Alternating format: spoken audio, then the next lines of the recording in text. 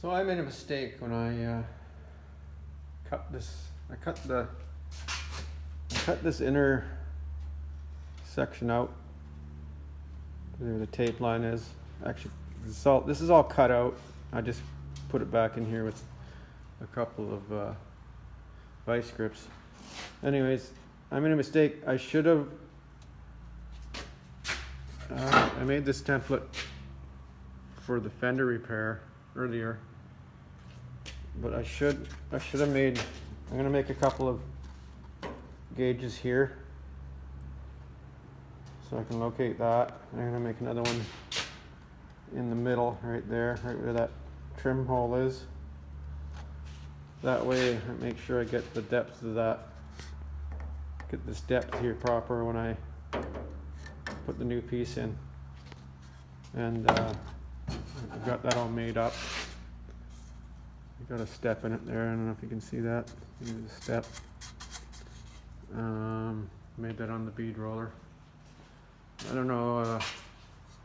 In BC we have graduated licensing for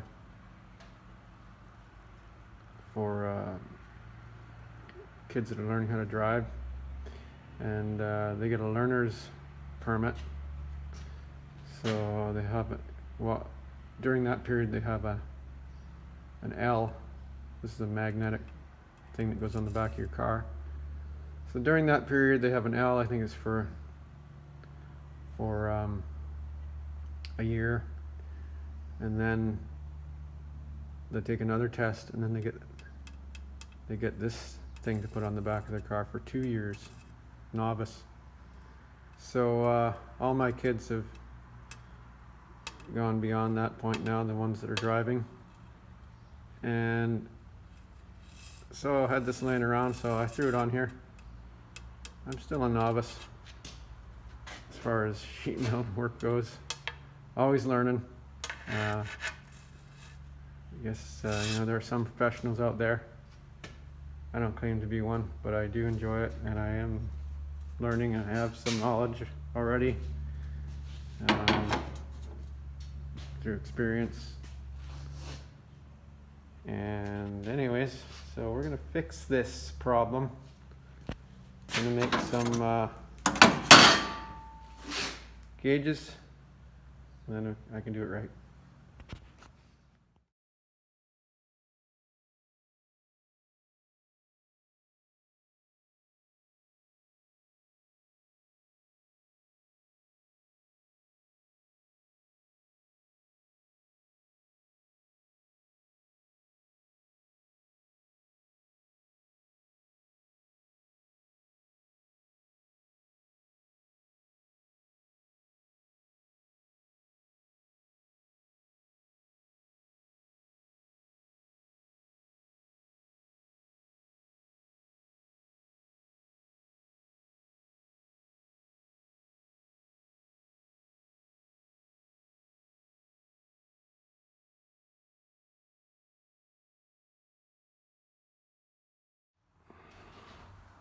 Well, here I am again, enjoying myself in my new shop.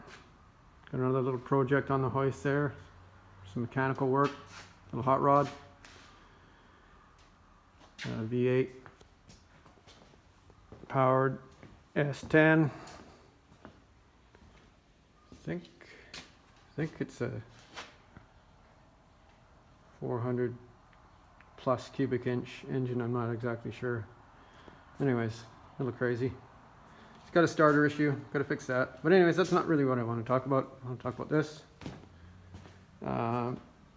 So just tacking up this door bottom, and one of the things about doing a long seam like this is there's potential for a lot of warpage. So I'm trying this method with the paper towel, just keeping it wet. I got a pump sprayer, just keep this nice and wet. Of course I'm not spraying it, trying not to spray it on where I'm welding, but doesn't seem to be causing any problems anyways. So, so far so good. It has not worked. So far this is working out really well. I've got it down to where I'm welding about 1/4 inch at a time now, just in between the spots. And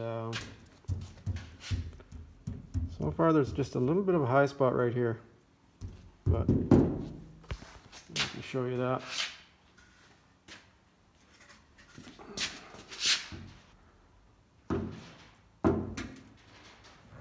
Yeah, see, most of this looks good.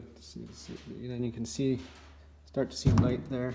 So there's a definite high spot right there. Well, that's rocking, but that's not bad. It's not all caving in on me or anything, so it's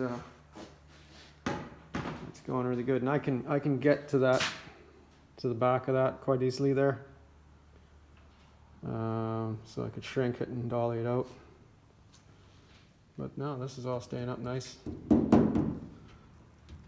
So, and I haven't crimped this over yet. I got it pre-folded to about, that's probably 80 degrees or so. So when I do fold that, this is all gonna come up like this and put some, it'll put some tension on this whole area here. It's not going to affect this high spot, but it might bring these other areas up a bit. Well, it will, and of course this is going to come up an equal amount here. But anyways, that's just the way it goes. But this is working really well.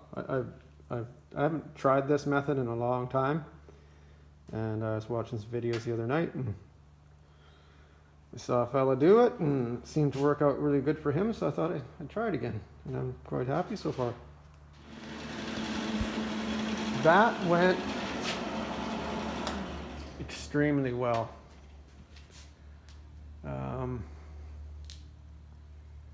I'm surprised. Well, I'm not surprised. I guess I'm more pleased than surprised. But you can see how narrow that heat affected area is. You can see where it's changed color. Actually, it's mostly soot. Let me just gonna quickly run a wire brush over this.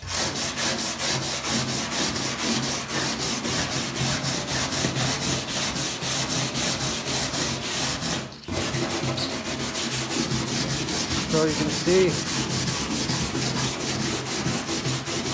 see how narrow that heat affected zone is.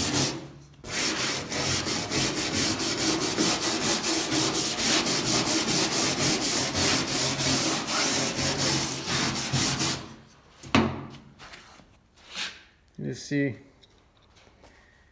it's very narrow. It's like less than 3/4 of an inch. So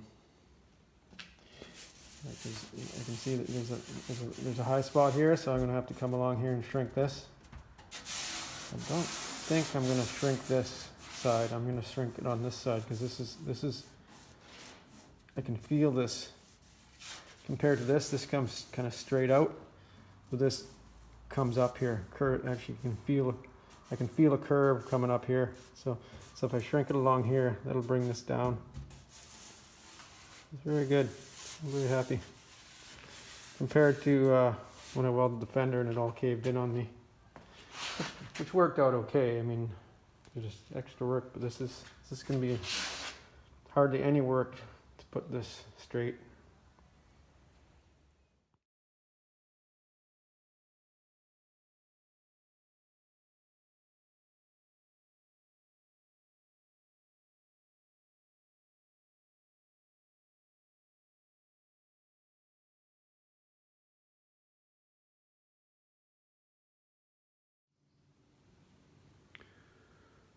I've got this all ground down. Haven't done any shrinking to it yet. I've got this all folded over and crimped down. Did some little welds in the corners here just to close up the hem there. Another one there. So this is the template that I made for this template when I was doing the door repair, or the fender repair rather. So I haven't tried it on here yet. So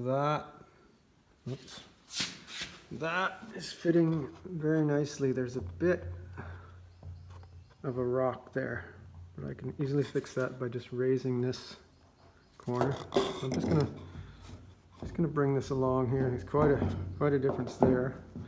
And I don't know, I didn't make any profile gauges for this. And this is where I said there was that high spot really rocking there. Let's try the back of the door. Back of the door is pretty nice. Bit of a rock there too. So it just it all needs to go down a little bit along the weld. So and then I wouldn't call it oil canning, but it's a bit weak here, I guess you could say, compared to the rest of the door. The rest of the door is tight. So I'm gonna put some shrinks right in this area here and see how it looks after that.